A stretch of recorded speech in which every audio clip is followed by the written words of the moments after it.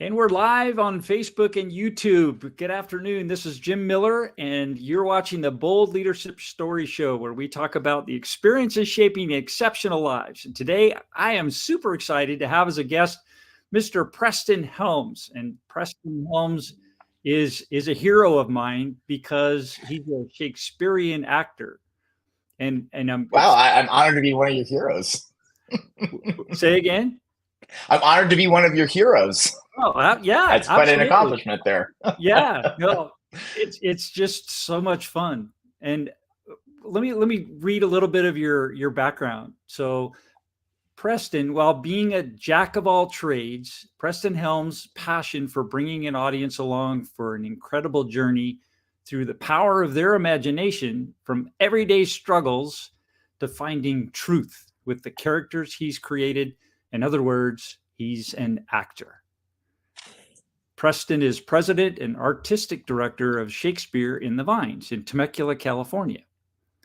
And he's performed in various companies throughout the Inland Empire, Los Angeles, and is part of the, and I love this part, Sudum Random Noise Improv Troupe. What? Yes. What is that? What is that? They are a Temecula-based improv troupe. We've been on hiatus for a while, but because of COVID and everything like that, but we actually are starting to get the troupe back together. We've been meeting every other week to practice and train together to kind of get the rust off of us. But we perform shows usually in any venue that would host us. We used to do it at the Old Town Temecula Theater at the Merc, and it was comedy shows, and it's improv comedy. And we do fun scenes. We do fun mechanics. One of the main things, though, that we like to hone in is that we do a lot of audience participation. So whereas some other improv troupes are just like, we just like a word or those types of things. Those are fun, but we like to also encourage the audience to join us in some fun little games and stuff as well, too. So awesome. Yeah, like, can you give us an example? What is a fun game that you would do for not with an audience? Oh gosh, there's so many ones that but I mean, we always like to reference, because it's kind of in pop culture now, is Whose Line Is It Anyway? If you've ever watched that show way back I in love the day. that show. Yeah. Yeah, so it's kind of that same premise. There's different show settings that we do. One of them being called Versus, where we kind of make it like a medieval times type of a thing. So when the audience comes in and they take their seats, we give them a wristband color. Well, when the show begins, they find out that the wristband color matches with one of us, of the performers. And so they're cheering us on. Okay. And at the end of the day, it's whoever wins at the end, quote unquote, and the way of fun improv games and exercises and stuff. We like to call them mechanics. And what we mean by mechanics is there's always a fun premise that we have to do in the way of, like, for instance, sound effects. So we ask the audience member two audience members to come up on the stage, and we have to do a scene, and we have to give some indication that we're doing something with sound effects, and the audience member has to react to whoever they're assigned to. So, I mean, it's those types of things. We also have some really interactive things on the Like docket. a ton of fun. It is. It's very active, and it's very fun. It's a great time. It's to be decided of when we're actually going to be starting doing performance. It's coming out soon. And location-wise and stuff, we're going to find out too. But, that's one thing of the jack of all trades that I do as well, is I am still a performer. And so I find groups that I'm a part of and participate in, so then when I can keep my personal craft alive while also producing shows and stuff with Shakespeare in the Vines. Yeah, excellent. Now, you're bringing up the craft idea, and I'm admittedly quite ignorant about the craft of Shakespeare. So I'm excited to learn about more about that from you. And I hear that in order for someone who has an interest in perfecting the craft of an actor, Shakespeare is a must. Is that true? I would say so. It is a case of once you have him in your tool belt of things that you can do, you really can work anywhere. And I mean, if you look at examples of just great actors today that are dominating the movie industry and or television series and such, if you were to look up their records, a majority of them, not all, but a majority of them, I would say, had some association with the works of William Shakespeare in the way of training, or performing in a company that was devoted to William Shakespeare. Some names that come to mind that most people would know in household names nowadays because of popular franchises like Marvel and or other films would be Patrick Stewart. Patrick Stewart is a very well-known actor, especially with the Star Trek series, as well as Captain Jean-Luc Picard. And Picard, excuse me. For those Trekkies out there, I apologize. I know you might piss somebody off here. I know exactly. Let me be careful there. But Star Trek fan. He is one, because of that influence that he has. He did bring the works of William Shakespeare to that series for those who have watched that series, as in the fact of the character himself. But he worked with the Royal Shakespeare Company and was with them for years. Ian McKellen was the same way. Another name that comes to mind, Ben Kingsley, who was Gandhi in the popular Gandhi film. He, and of course, won Best Actor for that. He was also trained in Shakespeare. And for modern actors, Tom Hiddleston as well.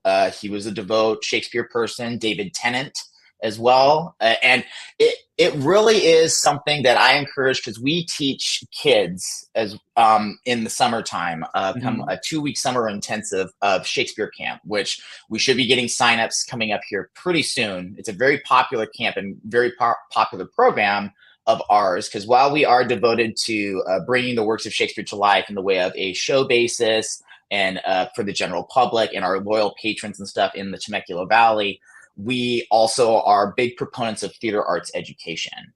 And so when I teach kids, or when we teach kids about Shakespeare, I always tell them right up front, I'm like, you're doing something that most professional actors are terrified to even attempt. And it is definitely something worthwhile to have just in your tool belt, because you can. If you can work with the works of William Shakespeare and his plays, you really can work anywhere, for sure. So hopefully that gives you a little bit of a narrow of like why it's part of the craft. Yeah. It's not that you have to have it. It's just that you will excel even more so if you do have it in your tool belt. But yeah, I can see why. I see here that you've played some amazing roles. I'm probably butchering this. Mercutio, yes. From Romeo and Mercutio in Romeo and Juliet. He's a very popular character for sure, besides Romeo and or Juliet at the time of the roles. But yes, I played Mercutio. Other roles I've played, mainly it's been in the Shakespeare canon myself, but I have done things in the way of children's theater too. That's always a very fun thing I love to do. And that was based in the Riverside County area with Riverside Community Players. I played in their Christmas Carol production, which is a family children's theater series, along with I was in The Magician's Nephew, which is the Chronicles of Narnia, and I was Uncle Andrew in that. But other popular shows I've done Baskerville, which is a fun farcical take on the Hound of the Baskervilles by Sherlock Holmes, Arthur Conan Doyle. Yeah, Sherlock Holmes, correct. And it's by Ken Ludwig, who was the editor of that script. And the whole point of that one was there were 2 main actors who were Holmes and Watson, and then 3 other actors who portrayed every character and person in the case that they interact with. And I was one of those actors as well. Oh, I imagine that's playing multiple characters in one show is always a fun show I love to be a part of, because it's a fun challenge for me. Why do you love doing that? Well, it's a fun challenge for me as an individual to convince people that I'm a completely different persona. I am not the same person that you saw as this character here, and bringing that diversity to the fact of portrayal of any kind of person, finding different ways to portray, I am this character now. I'm not this character, if that makes sense, and it's a fun thing, because the other thing that makes it fun is it's just you're running like crazy, because I have to change into this quick costume before coming back out. And those are the fun things where I will just say up front, it takes a village to do shows like that. And so you need expert backstage crew to be devoted to you to help you out with those types of prop handings or costume receivings as well in our show. And it wouldn't be a show without the proper crew and tech, because any kind of theater that you go and see, sure, you're seeing the actors, you're seeing them perform, but you haven't seen the rehearsal room of actors, of just the actors, and also the stage crew, as I mentioned, also the director, the stage manager. It takes a village to get that going. So yeah, that's another fun role I've played. I just had a lot of fun experience in the way of community theater. I've done some things also in the LA area. That was a production of Richard III.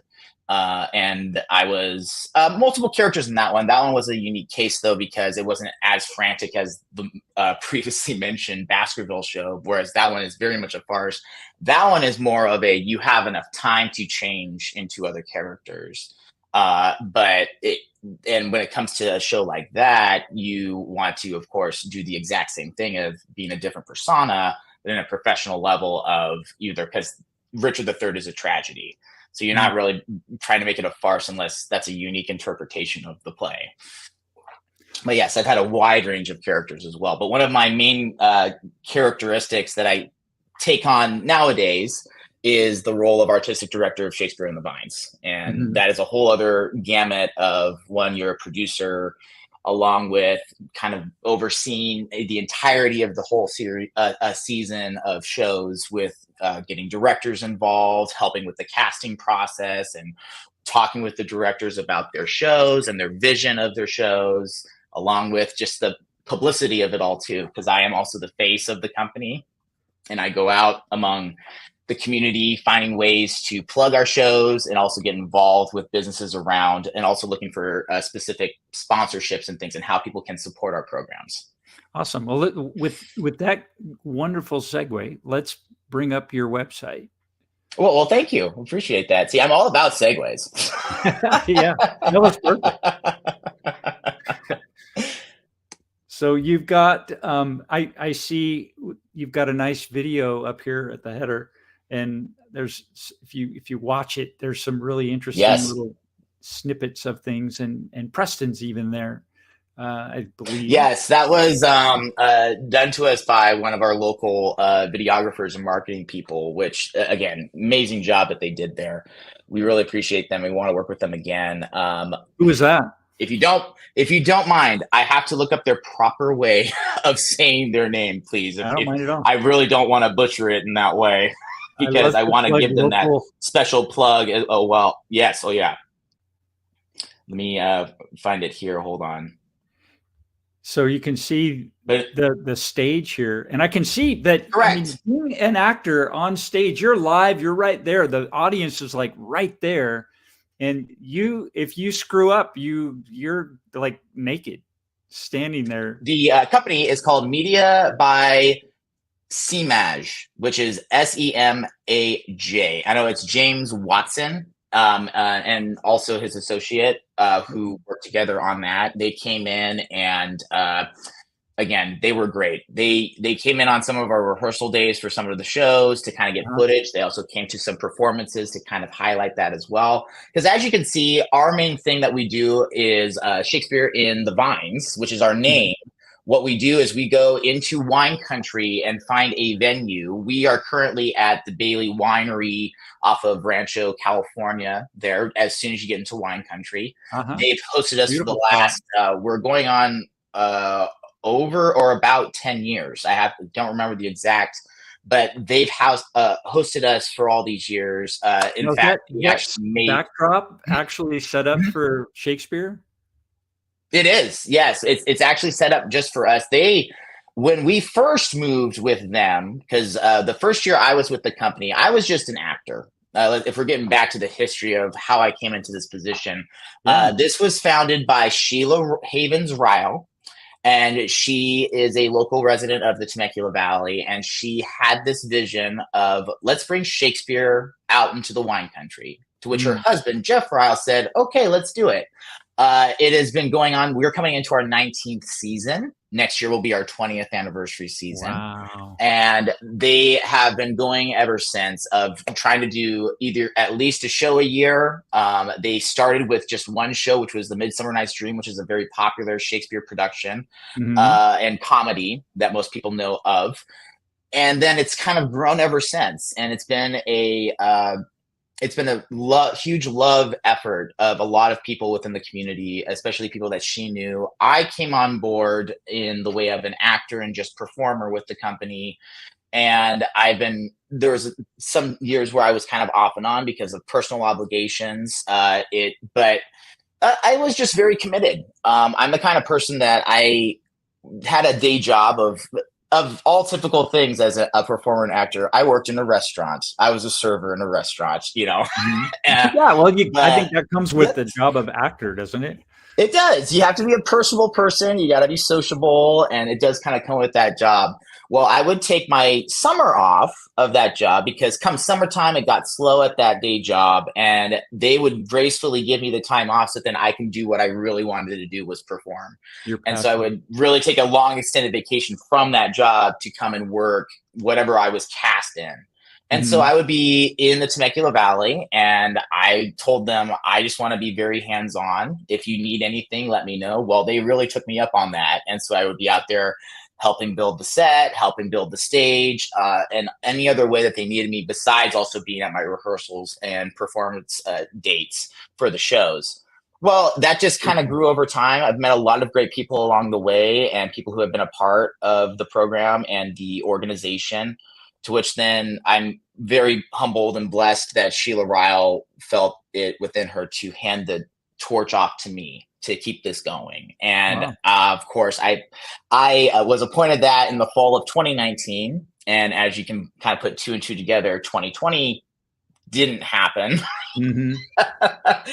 for many a person, but come 2021, it's just been nonstop for me to keep this afloat and keep this going. Because we were one of the fortunate ones because we are an outdoor venue, um, to be sanctioned that it was permissible for us to put on public performances again in 2021. And so we were able to do two performances. We worked together actually with my friends up at Riverside Community Players, to do a co-production of The Tempest, which we Mhm. had performed 2 weeks up there with them and then 2 weeks down with us.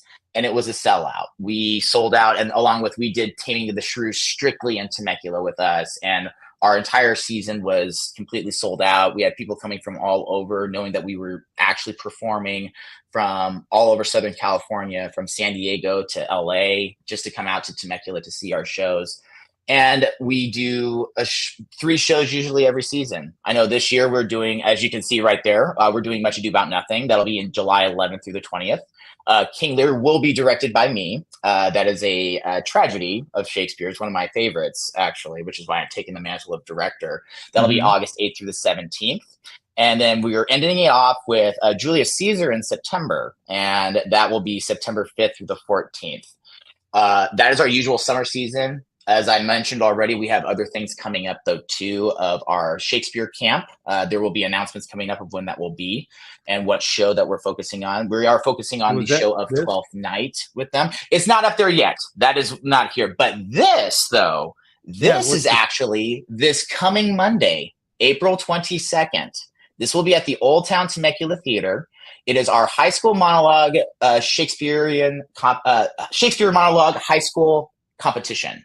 And what we do is we actually have scholarship money that we give away to first, second, and third place, along with, we have 4 runner-ups of judges' choices, because we have 4 judges that come and judge high schoolers from all over Southern California, and mainly the Temecula Valley, but we do get some from other significant parts of Riverside County to come. And the whole purpose of this evening is our mission of theater arts education in the schools.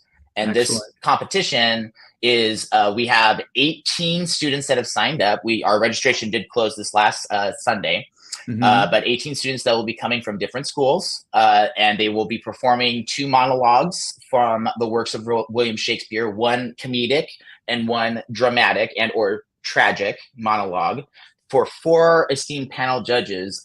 We have great judges that are have been school teachers, and also teach theater arts, along with, they've worked in significant programs in the way of theater arts education for different companies and such.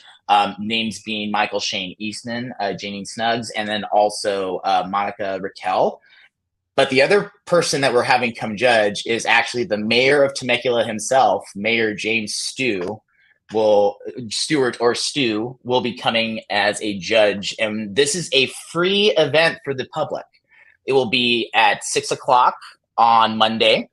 Doors will open at about 5:30 for people to come. But we encourage people to please come and view and support these kids who, one, work really hard, not just only throughout the regular school year, but to memorize the works of William Shakespeare and perform them. It truly is one that you will always be blown away of, one, the memorization capabilities, and along with the presentations that they give of the works of William Shakespeare. So that is coming up this Monday. Awesome. And then if you scroll down a little bit further there for me there, yeah, this is our main fundraising event that we have coming up. This is also at the Old Town Temecula Theater. That is May 2nd and May the 4th. So it'll be a Thursday evening for just strictly the performance, but then also Saturday, May the 4th, kind of making it a big gala event as well. We've had some significant donors in the way of businesses throughout the Temecula Valley that have donated silent auction items, because we're going to make it a fun silent auction item thing. The whole purpose of this is to help with our program, along with our friends at Fine Arts Network Theater Company, raise funding, because we are both nonprofit organizations, and we both are, of course, devoted to making sure that the whole community knows about theater arts education and the significance of why we should have musical theater, Shakespeare, in our school system, along with just in the general public, as well as accessible. And that is a fun evening of, you would say, just basically a fun cabaret show. And what we do is we actually pair scenes from Shakespeare and then musical numbers that are either that musical, believe it or not, there are musicals out there that are inspired by the works of William Shakespeare. Names off the top of my head would be West Side Story. That is Romeo and Juliet, with Stephen Sondheim at the helm of music. And then you also have Kiss Me, Kate, which is The Taming of the Shrew. There's also another musical called The Boys from Syracuse, which is based off of The Two Gentlemen of Verona, if I remember right. Along with, there's other ones too, of The Comedy of Errors that are compared to. But the whole point of my saying that is we pair scenes from Shakespeare and then a musical number to follow it that either are inspired by that work in comparison. So like I said, a scene from Romeo and Juliet and West Side Story, right? Mm-hmm. Otherwise, we pair Shakespeare and then other musical numbers that really hit home together. Like, they actually do complement one another, whether they are inspired by that same play by Shakespeare, or whether they are just good in the way of theming and complementary wise. The whole point is to show unison among not just classical based theater people who are kind of like, no, I'm just all about Shakespeare, I don't really understand what musicals are all about. And also on the other foot of musical people who are like, I don't even know about Shakespeare and I won't even want to touch it. We're bringing the worlds together of showing that theater is for everyone, and that you can find theater in both, and you can find passion in both, in the way of circumstance and thematic of like sadness. We're showing that emotions are there in both realms, but they're just different worlds. And so that's what it's all about. And one of my board members, who actually is not really a Shakespeare aficionado herself, but she is a big musical theater person, came up with this idea and or concept. And this is our third year doing it. People have said that it's a wonderful show that they love. Along with, we have some fun. We actually do some parody musical numbers. I won't say much for those who haven't seen it yet, but there is one significant number from the movie Chicago that's called the Cell Block Tango. We put a little Shakespearean theme to it. And that's all I'm going to say, because I want you to come and see it in order to understand what I mean by that. Get that curiosity going. It's great. Yes, you gotta entice them to come and see a show. Your personality, the way you present, for me, just as a friend, seeing you at different places around town, in the chamber and different events, and whenever I meet you, I'm always impressed with the way you carry yourself. You just embody a nice smoothness and like a finished product, almost like you have this energy around you that is enthusiastic and fun and inviting. And I just want to compliment you on that, Well, because thank you. it's I an appreciate that. observation. Yeah, but it's I think maybe part of your passion for acting in Shakespeare that kind of emotes out of that. How did you develop Mhm. that? Do you see that? How did I develop that? Um, it's one of those things that when you're just out and about, you're just being you. And I thank you again for that compliment. That means a lot. I am, believe it or not, growing up, I actually was very introverted. I was very shy. Interesting. And I would say now that I've grown though, and in my personality nowadays is I am an ambivert, whereas I can be very sociable now and I'm very connected with people. But when it comes to me processing and or needing rest time, it is very much to myself, if that makes sense. Mm. So, Oh but yeah, how I I'm that developed way that, too. I would truthfully say that's just been years of being active in the way of my upbringing. My parents actually home educated us. They made that effort. I'm from a family of 5 boys. I am number 2 in that line. And Wow. everyone asks, well, is your mom okay? I'm like, yes, she's okay. She says herself, she says, I am a boy mom. That's what she says. And then of course the other question of, well, what would have happened if you had a girl? And I'm like, well, we would have welcomed her into the family. I don't understand that question. Yes, there would have been Right. some things that would be significantly different, but that is kind of an odd question to ask anyone of a big family. But no, I grew up, yeah, home educated, and we were taught by our parents that you're always going to be a lifelong learner. You're always going to be, whether that be from actual reading material and classrooms and lectures to actually experiencing it out in the open Mm. and just in life. And what better lessons than actually life experience and doing something. And we were also, unlike most people when they assume, oh, you were homeschooled or that type of thing, you're very sociable. We would always be asked by kids because we were actually very outgoing. Our parents made an effort to get us involved with community programs and also outreach stuff and helping other nonprofit organizations, to where we were just very sociable then at that level, to where we Mm. had kids who were in school. They were like, what school do you go to? And we're like, oh no, we're homeschooled. They're like, you're homeschooled? Why are you so sociable? You're so great, And then also the shoe on the other foot of homeschool kids that would actually ask us, are you homeschooled or are you like in a public school type of a thing? Um, so I would give all credit to that, but also to the theater arts. I can say that I didn't really get started in theater and arts until about high school. Going back to based on my upbringing and my beliefs, I wouldn't say I was in a rut. You're in your teens. You're kind of thinking like, what do I really want to do with my life? I don't really know.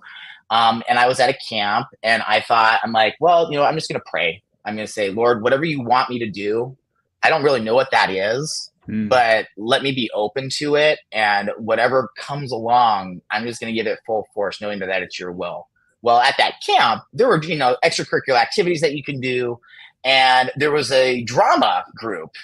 And I'm like, oh, okay, that sounds like fun. I did some, the usual church like pageants and those types of things, and I'm like, those were always fun. And I've always, again, with our upbringing, our parents were very cultured in us of like, giving us a lot of great culture experience. And we would go to the theater and we would go to the Pantages over in LA to see certain national touring companies of certain productions, along with, an avid film watcher. We love films. We love television. We don't watch, you know what I mean? We weren't like crazy or anything like that. Oh, it looks like we lost Jim, but I'm still going to talk about that with Jim. But hello, everyone, live. As I was saying, though, we were just very cultured to where. Are you there? There Yeah. you are. Hello. I'm sorry. No, it's all good. I was still talking, so it's like, The don't backstage even is deter joking from the around. subject. It's great. Yeah. No, you're good. As I was saying, though, we were just very cultured that way to where I'm like, okay, drama. Let's see what this happens. And also in our family, we're very loving of one another. Our brothers, my brothers and I, we're still avid texters, or we just check in on each other, even though we're at different parts of the country now and families of our own, that type of a thing. But at the time, my older brother and my younger brother were with me at this camp. I did the camp drama course thing, and then we did a fun little skit and or presentation to where my brothers, both of them came running up to me and looked at me dead in the eye. Because one of the things we're loving of each other, and we have fun. We poke fun at each other and things, but we're very truthful with one another. Mm-hmm. And they came up and they said, "Where is this coming from? Because you're good." And I'm like, "Oh, okay. Well, let's see what this means." And of course, other compliments from other people. My mom got wind of that and found a Shakespeare group that was a homeschooled Shakespeare group. And that's where it really ignited, of just a passion and fun. And I've just been growing in it ever since. And then the whole experience of one, you have your moments where you're like, okay, yeah, that's my family and friends complimenting me and stuff. What other experience can you have than actually going out into the real world and seeing, like, is this something that's really worthwhile? And with that, just kind of fast forwarding a couple years, there was open auditions in Redlands, California for the Redlands Shakespeare Festival. And again, I was with that passion of Shakespeare. I'm like, there was just an instant connection that I loved, which I read every one of his works. And I have just been a devout student of his, even to this day, of just ever learning and just researching. And that's what makes it so much fun. That's why I love it. Can I ask you to explore that a little bit with you? That idea that I'm fascinated by leaders when in the process they go through to perfect their what they do, their craft. And business leaders, they all have certain things that they do. And you just mentioned kind of a process where you love to read about it. How do you actually convert? Because what you're doing is different than like a CEO of a company.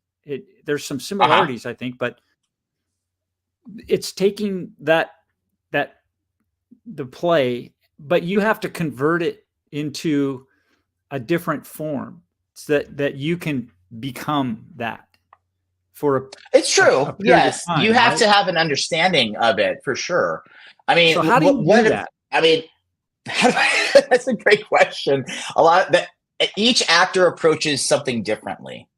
And especially when it comes to any kind of play, whether it be Shakespeare or modern theater and such, especially when it's a new work, you have a different advantage at that point, because the advantage is you're actually working with the playwright alongside them, because they've written it out.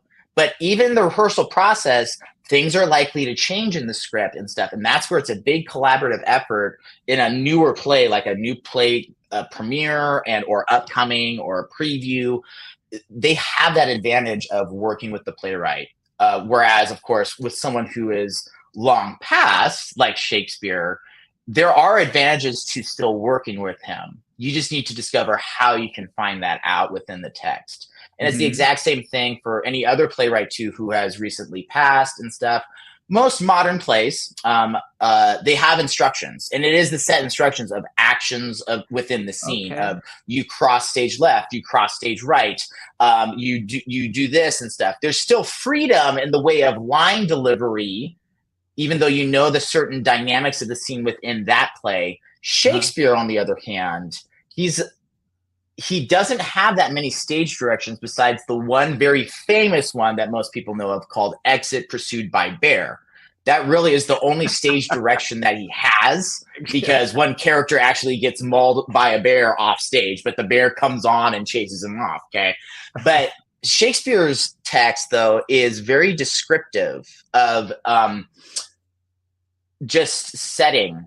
Because one of the things that people need to realize in Shakespeare's day is they were auditory learners as opposed to just watching a play. They went to hear a play, is what a majority of the people would say. They went to hear a play, not necessarily just see a play. Yes, the visualization was there and stuff. But the other thing they need to realize too is they were very limited when it came to costuming and props. as in like property in the way of like, items and stuff like that, and scenery as well. It was very much just a imaginative effort. One of the very famous monologues of his from one of his history plays called Henry V actually breaks the fourth wall, which in my personal opinion, there's a lot of audience interaction with Shakespeare, which is what makes it so much fun, but I won't get into that right now. But the person saying the speech looks at the audience and asks them to on your imaginary forces work, as in please use your imagination, so that when I'm talking about this, or when we're in this setting, you're actually there. It's a very fun monologue, which I won't perform it now. I do have it, but it is just one that brings people into the play. And that's the whole point that people need to realize too, is Shakespeare is very descriptive and very I'm losing the word, but either way, he's very detailed in setting and stuff, because he's telling the audience, this is where we are now. Like a majority of characters, as soon as they enter the scene, they're describing something that they're seeing. And so they're bringing people in at that point. But Shakespeare also, with his characters in the play, it's very much you reading the text, along with there's many scholarly tools that you can find that most people have devoted the time to, in the way of just research and all that, to really hone in what is being said here or what is being done. And Shakespeare himself, I tell this to students all the time, if you know the writing of his, there's actually instructions to actors in certain moments based on his writing of like, you need to get emotional here, or no matter what that emotion is, whether it's anger or happiness or sorrow, you have to get emotional here, depending on your choice. So I know yours was a very detailed question of like, how do I do it? It really just, or how do actors do it in general? How do you prepare a presentation, Jim? I mean, that seriously, how do you, it's for any person. You do your research, you do your work. And that's what the rehearsal process is all about. Okay. The rehearsal process actually starts with button. No, there isn't. There isn't an easy button, especially with Shakespeare. But we encourage people all the time, of actors who are curious and have never attempted Shakespeare. We are a company that we're very welcoming of like, no. You don't have to have the experience. Just come and play with us. Oh, that's the whole point. Because we want the right people to participate. We want to give them those resources because we have the experienced actor that knows what they're doing as well, along with people like myself or who have done this for a whole for a majority of their lives, or even we can give you references of like, okay, here's what you need to look up, or here's who you need to talk to help people understand. And whether people choose to be like, okay, I'm all in, I want to do another Shakespeare play, or whether it was, the whole point that we're trying to say is that was a fun experience, no matter which way that you go in life. And that's also what we want to give to the audience as well, and encourage them. Look, there are great stories that actually you probably don't realize are Shakespeare's, that are modern shows and or movies, because he's so ingrained in not just pop culture, but also in American culture as well. He actually goes way back to a majority of like the founding fathers and such, that people fail to realize that he's so ingrained in American history too. I mean, Alexander de Tocqueville, in his study of America, when he came over, there were 2 books that he recorded in his study on the bookshelves of every city-going person of the time, and also out to the lowliest farmer. And those 2 books was the King James Bible and the complete works of William Shakespeare. He found that on a majority of bookshelves throughout all of America in that day, because people loved theater arts and they loved culture and they loved Shakespeare in general, because one, he was very close to their time in that way, and a majority of players would actually, in America itself and also in the Wild West, when it was the Western dominance of everyone moving out west to make new lives for themselves, there were traveling players that would perform the works of William Shakespeare. People believe also that Abraham Lincoln himself, if he wasn't a politician, they highly assumed that he would have been maybe a performing actor because he loved, yes, he did. I mean, yes, here's a low life in the way of just upbringing, cultured man who loved the works of William Shakespeare. It's evident in his speeches how much he relied on Shakespeare. For example, if you were to use the very popular "to be or not to be, that is the question," right? To be or not to be, that is the question. If you listen to the same scansion of 7 years ago, our fathers brought forth upon this continent. Yeah, it's all within America, and he's just everywhere. And then just for example of fun little pop culture references, if for everyone who's watched The Lion King of all films, you're watching a Shakespeare play with animals. It's Hamlet with animals, except of course it's a happy Disney ending along with other significant changes as well too. But even pop culture uses him in a new way. There was actually just a new romantic comedy that came out that is Much Ado About Nothing, which we're performing again this summer. But I believe it's like not you again, but it was brand new on the box office, and it smashed records for a Shakespeare adaptation. But I will have to look it up. But it's Much Ado About Nothing for modern culture, and it just goes to show how much Hollywood and or just creatives in general will take Shakespeare and do a new interpretation of him. When in reality, that's exactly what Shakespeare was doing in his own time, because Shakespeare was a very reteller of stories. I heard that. I heard he was like a major, swipe and deploy guy. He was, because a lot of the things that he did, being a playwright, he wasn't thinking, I'm going to write the greatest literary works of all time in the English language. He was thinking, how am I going to eat tomorrow? And how am I going to bring an income in so that then I can provide not only for myself, but for my family back home, along with thinking for himself.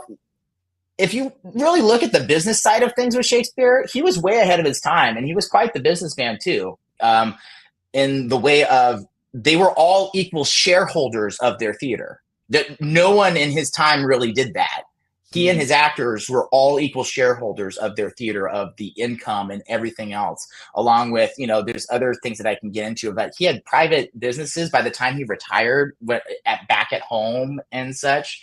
But he was a great reteller of stories. And so a majority of his plays were actually stories that have already been told. Romeo and Juliet, of all plays, they're all like, oh, it was Shakespeare's interpretation of it. See, that it's very much, let's just say this. If I were to put it in a modern sense, let's say Quentin Tarantino is remaking The Magnificent Seven. That's exactly what that is. But of course, Shakespeare was a playwright, but most people would go to that because they're like, oh, what is Quentin Tarantino going to do with this? It's his interpretation of it. Common to do, right? In exact same thing with Shakespeare. I mean, there's plays that were, for example, again, we're doing another show, King Lear. King Lear was actually he's more of a legend monarchy than actually esteemed person. He is in the British history of lineage of kings, but even in Shakespeare's day, he was more of somewhat of a legend and story, like folklore, than anything. But all that to say, that play most people knew because it was King Leir, so like King Lear is what it was known as and stuff. But Shakespeare, of course, did King Lear, Lear, and that whole difference there. And the one thing too, spoiler alert. Okay, I'll give a little fun tidbit though too, but Shakespeare's interpretation was his interpretation, and what he did was usually King Lear is a happy ending because he actually wins and stuff. Shakespeare's the one who made it a tragic and did something completely different, which again, Shakespeare he twisted it. He did. He twisted it. It's like the ever popular phrase of M. Night Shyamalan. They Shyamalan ending it.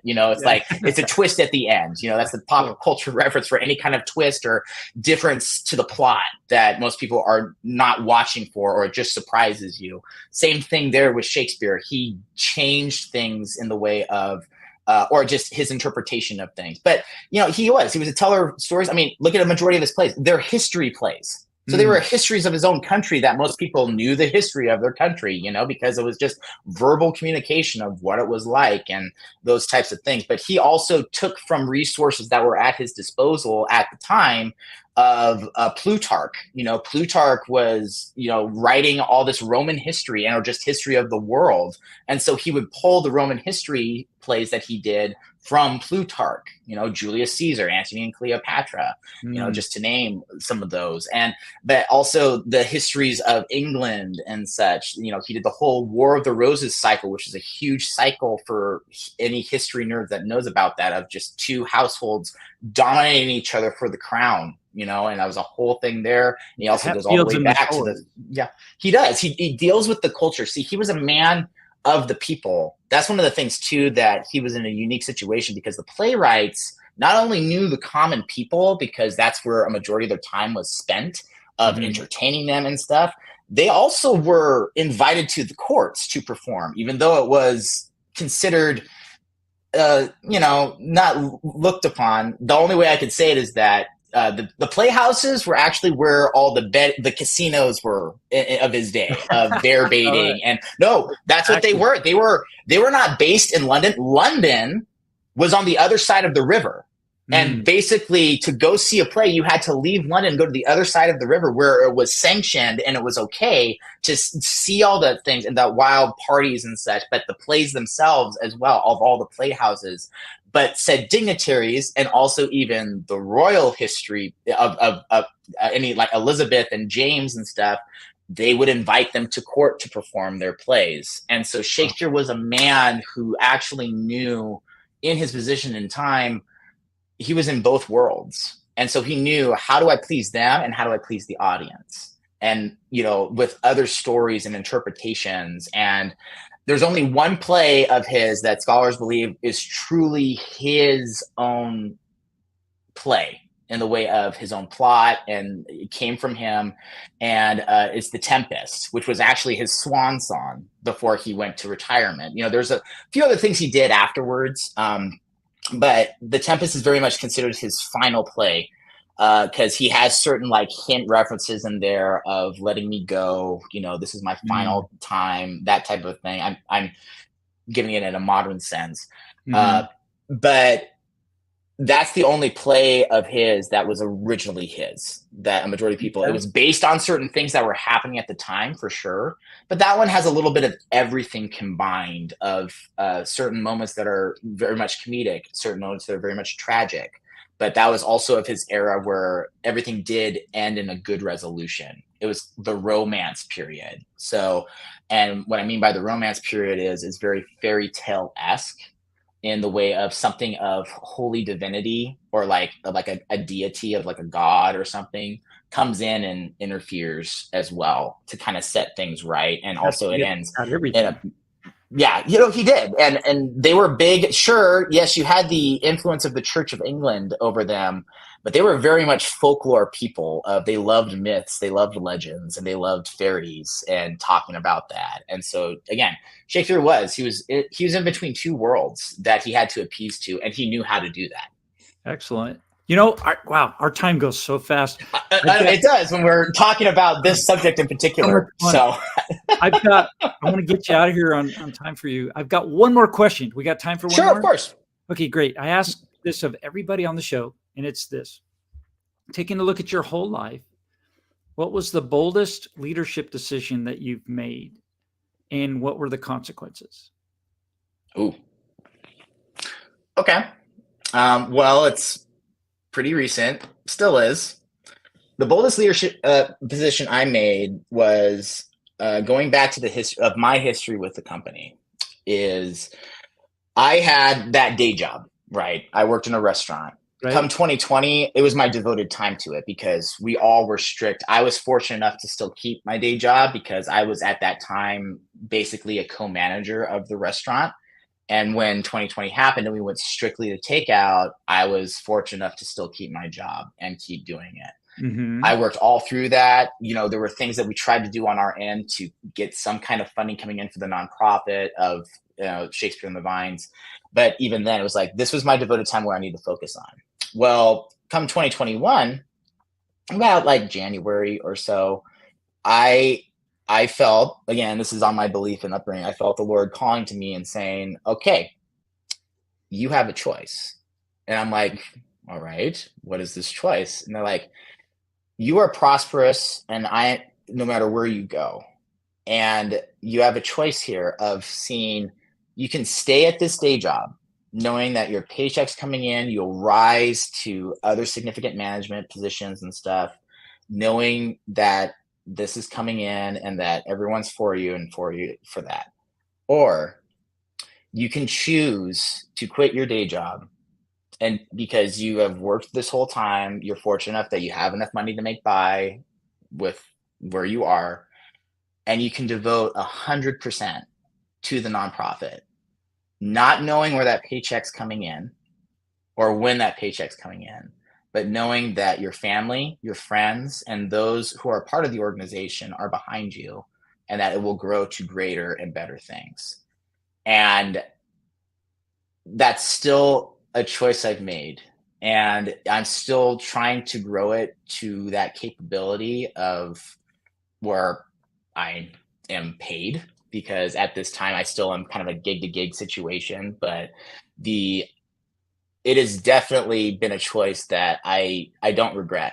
I don't, because one of the connections I've made and the growth tremendously of the company itself that has been made, along with the rapid growth that's about to come. I truly believe that in this year with us, of things that we're doing and things that we're initiating, and the team that I have, and the community that I'm involved with too, that are truly seeing what we are and what we bring to this community of the Temecula Valley, and the lives also that we've touched and or changed because of kids that have come through our program, and just the ever more things that are happening. And so that was definitely a tough decision that I'm still with every day that goes by. It's like, did I make the right decision? And there you have your hard days, you do, of just excruciating work that you need to do, because a nonprofit's a whole different thing. Of you have to be at events, you have to make yourself known, you have to be plugging,